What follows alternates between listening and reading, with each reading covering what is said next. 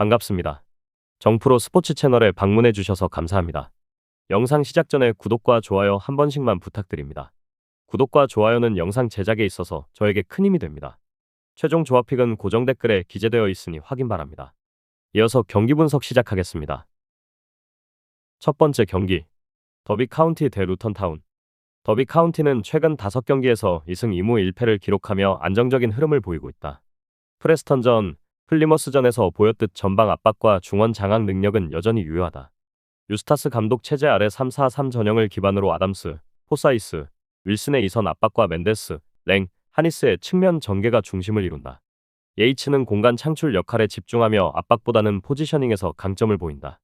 하지만 전방 결정력은 부족하고 윙백 고립 현상도 종종 발생한다.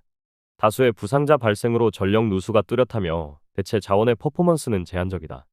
루턴 타운은 최근 5경기에서 1승 3무 1패. 블랙번전에서 점유율과 슈팅 수 우위를 점했음에도 결정력 부족으로 무득점에 그쳤다. 블룸필드 감독의 3-5-2 시스템은 클락, 월시, 알리를 중심으로 안정적인 빌드업과 중원 지배를 구사하나 칼튼 모리스 고립 문제가 반복되고 있다. 아마리 벨, 아스가르드의 멀티롤은 전술 유연성을 부여하지만 역습 시에는 무게감이 부족하다. 도어티, 로키어 등 주전 이탈로 인한 측면 불안은 지속되고 있으며 전반적인 공격 효율도 낮은 편이다. 결론 더비는 전방 압박과 중원 장악에서는 우위를 점할 수 있으나 부상으로 인한 전력 누수가 뚜렷하고 마무리 능력 역시 의문이 남는다. 루턴은 조직력은 유지되고 있으나 결정적인 찬스를 만들어낼 창의성이 부족하다. 두 팀 모두 공방에서 확실한 득점 루트를 갖추지 못한 상황으로 중원 접전과 수비적 운영 중심의 흐름이 유력하다. 결과적으로 저득점 무승부 가능성이 가장 현실적인 시나리오다. 두 번째 경기, 블랙번 대 미럴. 블랙번 최근 5경기에서 1승 1무 3패로 부진한 흐름을 보이고 있다. 루턴전에서 가까스로 분위기를 반등시켰지만 경기력 면에서는 전반적인 주도권을 내주며 간신히 승리를 지켰다. 중원에서 트래비스와 트론스타드가 버텨주지만 볼 운반 능력과 전개 연결성이 떨어져 이선 지원이 단절되고 있다. 오아시의 개인 기량에만 의존하는 양상이 짙고 전체적인 공격 패턴이 단조롭다. 수비에서는 몽고메리, 하이엄의 헌신이 돋보이지만 빌드업 단계에서의 불안감은 여전하다. 미럴 5경기 4승으로 상승세가 뚜렷하다. 미들즈브러전에서는 수비 중심의 실리적 운영이 빛났고 중원에서 미첼, 레너드의 압박과 컷오프가 결정적인 역할을 했다. 크루머, 쿠퍼 중심의 수비 라인은 박스 안에서의 경쟁력도 높으며 이바노비치와 에마쿠 조합은 속도와 간결한 마무리를 기반으로 한 전방 전개의 강점을 보이고 있다. 대체 자원들도 제 몫을 해주며 팀 밸런스에 큰 영향을 주지 않고 있는 점도 긍정적이다.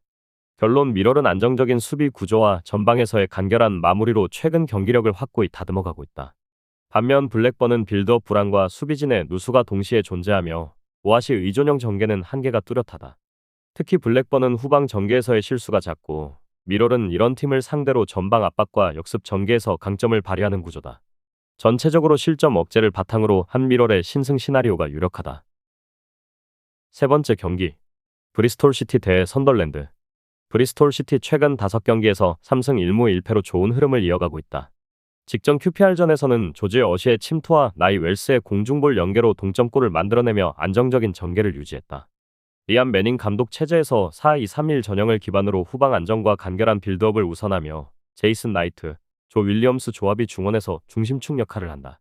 좌우 풀백 프링, 맥크로리의 오버래핑과 웰스의 결정력으로 득점 루트가 명확하다. 선덜랜드 최근 5경기에서 2승 1무 2패로 기복 있는 흐름을 보이고 있다.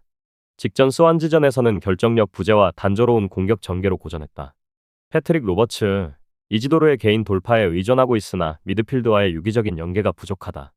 4-2-3-1 포메이션을 기반으로 하나 존스, 톰 왓슨, 리그 등 어린 선수들 중심의 공격진은 조직력 측면에서 한계가 분명하다. 루크 오나인이 수비 라인을 이끌지만 부상자가 많아 수비 안정성에 의문이 따른다. 결론 브리스톨 시티는 전술적 완성도와 홈 경기력, 결정력 측면에서 확실히 앞선다. 반면 선덜랜드는 수비와 중원의 대량 결장 속의 전개력과 조직력 모두 흔들리고 있다. 홈팀 우세와 언더 접근이 적절하다. 네 번째 경기, 코번트리 시티 대 웨스트브로.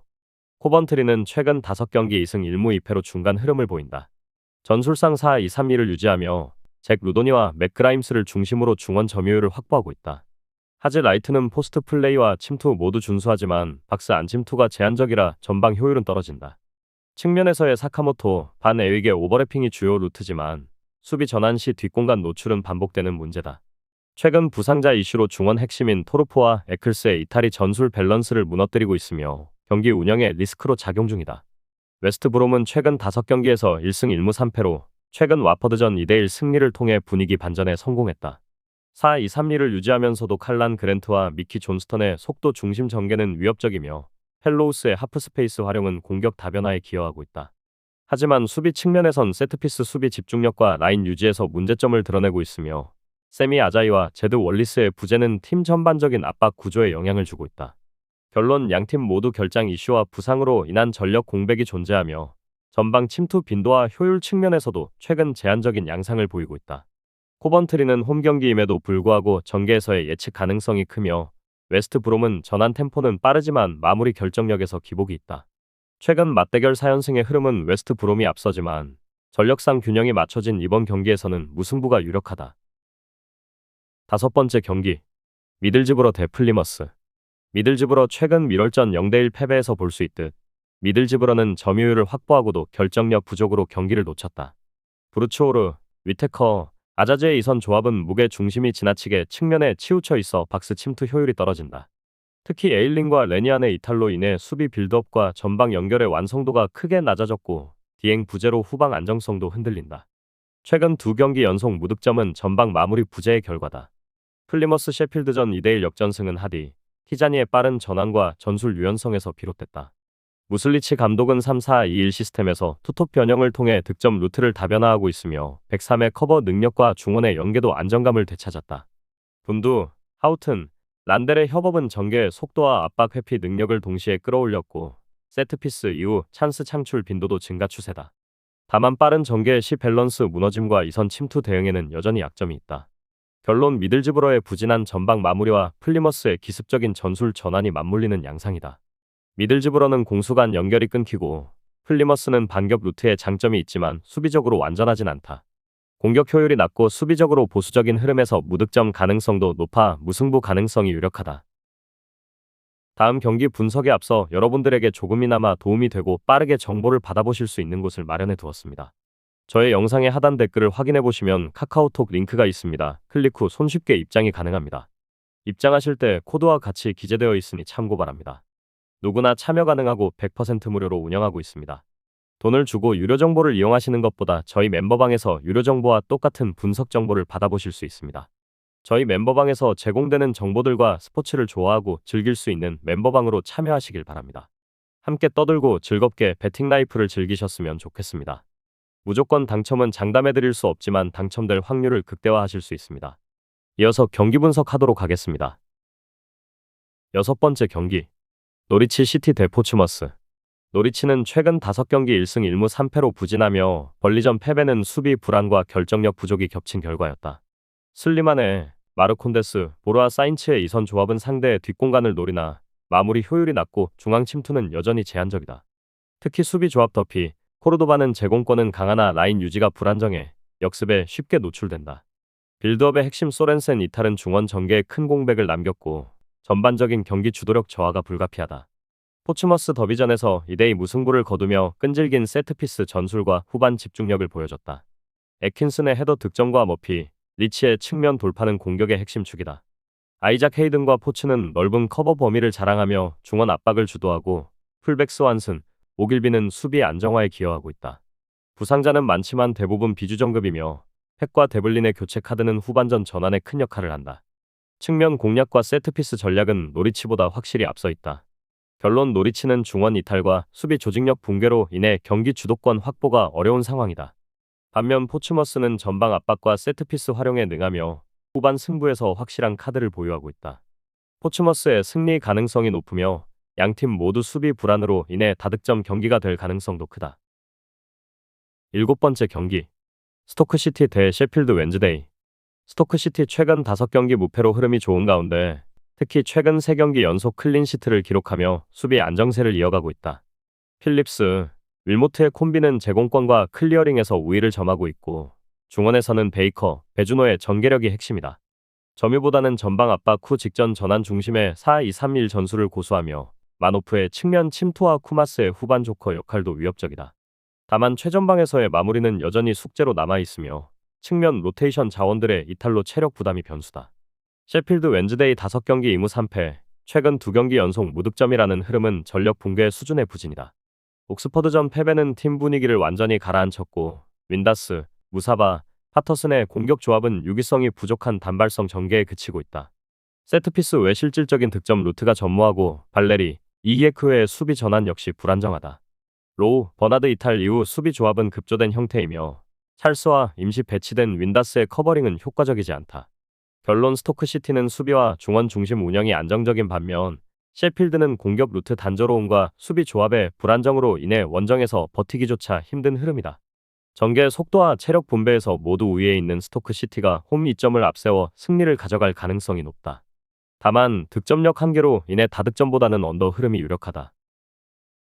8번째 경기 스완지 시티 대 헐시티.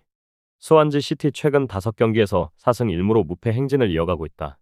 특히 선덜랜드전 1대0 승리는 하이프레스와 세트피스 전술이 잘 어우러진 경기였으며 중원에서는 프랑코와 오브라이언의 조합이 안정적인 수비 전환과 템포 유지의 핵심 역할을 했다. 전술적으로는 4-2-3-1 포메이션 내에서 측면 풀백의 빠른 전진과 엄지성의 하프스페이스 장악이 주요하며 쿨레는 문전에서의 침투 타이밍으로 높은 피니시 효율을 보이고 있다. 최근 세트피스 득점 루트도 다양화되며 득점원 분산이 이뤄지고 있다. 헐시티 최근 5경기 1승 2무 2패로 하락세를 보이며 특히 수비 전환에서의 불안정함이 두드러지고 있다. 코벤트리전 1대1무는 이선 수비 라인의 추격 실패로 인한 실점이 결정적이었으며 전체적인 경기 주도권을 상대에게 내줬다. 공격 전개는 조앙 페드로, 게라르트의 측면 연계에 의존하지만 박스 안진입 이후의 결정력은 떨어진다. 중원의 알자테, 슬레이터 조합은 전방 연결력이 부족하고 전반적인 볼 운반 속도도 저하된 상태다. 결론 스완지 시티는 전술적 밸런스와 중원 장악력이 헐시티보다 우위에 있다. 측면 활용, 세트피스, 이선과 일선의 유기적인 움직임이 잘 구현되고 있으며 특히 엄지성의 전개 조율이 공격 흐름에 안정감을 준다. 헐시티는 다수의 결장자와 전방 연결의 단조로움, 수비 뒷공간 노출 등으로 인해 경기 흐름을 쉽게 장악하기 어려운 상태다. 스완지 시티의 1에서 2점 차 승리가 유력하며 언더 흐름으로 이어질 가능성이 높다. 9번째 경기 와포드 대 벌리. 와포드 웨스트 브롬전은 결정력 부족과 수비 불안이 동시에 드러난 경기였다. 점유율 확보와 전진 시도는 있었으나 루자, 카인베 조합의 패스 전개는 단조로웠고 오프더볼 움직임조차 연계되지 못한 채 겉돌았다. 은가키아와 폴록은 측면 압박에 무력했고 전체적인 수비 전환 속도는 느렸다. 특히 좌우 측면 자원들이 연쇄적으로 이탈하면서 돌파 옵션이 제한되고 있으며 후반전 체력 저하와 간격 조절 실패로 인해 실점 빈도도 높아지고 있다. 벌리 노리치전에서는 브라운일, 컬렌, 자이돈 앤서니의 삼각 전개가 완성도 높은 공격을 전개하며 경기를 주도했다. 최근 5경기에서 4승 1무, 8득점 2실점으로 전방 압박과 세컨볼 회수에서 명확한 강점을 보이고 있다. 좌우 측면 안토니, 에드워즈의 컷백 패스와 플레밍의 연계는 높은 유효 슈팅 전환으로 이어지고 있으며 수비진 또한 에스테브, 피레스를 중심으로 라인 간격이 안정적이다. 셸비 등 부상자들은 아쉽지만 대체 자원의 퍼포먼스가 충분히 이를 메우고 있어 큰 변수는 아니다. 결론 벌리는 좌우 측면 공략과 세컨볼 대응에서 와포드를 압도할 수 있으며 중원 압박도 더 조직적이다. 반면 와포드는 빌드업 템포가 느리고 전방 연계가 단절된 구조 속에서 마무리까지 이르기가 어렵다. 벌리의 단단한 구조와 후반 집중력은 와포드의 느슨한 운영과 명확히 대비되며 원정에서도 효율적인 승리를 기대할 수 있다. 저의 영상이 마음에 드셨다면 구독과 좋아요, 알림 설정 해주시면 저에게 큰 힘이 됩니다. 추가적인 조합픽과 다양한 경기에 대한 세부적인 분석과 결과가 궁금하신 분들은 영상 하단의 댓글창 꼭 확인해 주시길 바랍니다. 스포츠 토토가 처음이신 분들 혹은 적중률이 낮으신 분들께서는 멤버방 적극적으로 추천드리고 멤버방 입장하시면 분석 비교부터 해보시길 바랍니다. 멤버방에 다양한 픽스터 분들이 많이 있으니 도움을 받아서 수익을 극대화하는 것도 괜찮은 방법일 수 있습니다. 그러니 며칠 지켜보신 후 마음에 드는 조합픽 탑승하는 방법도 좋을 수 있습니다. 누누이 말씀드리지만 스포츠는 절대로 운으로 하는 게임이 아닙니다. 이제는 스포츠도 전문 분야가 존재합니다. 오늘도 저희 영상을 시청해주셔서 정말 감사합니다. 구독과 좋아요 한 번씩만 부탁드리며 저는 다음 영상에서 인사드리겠습니다.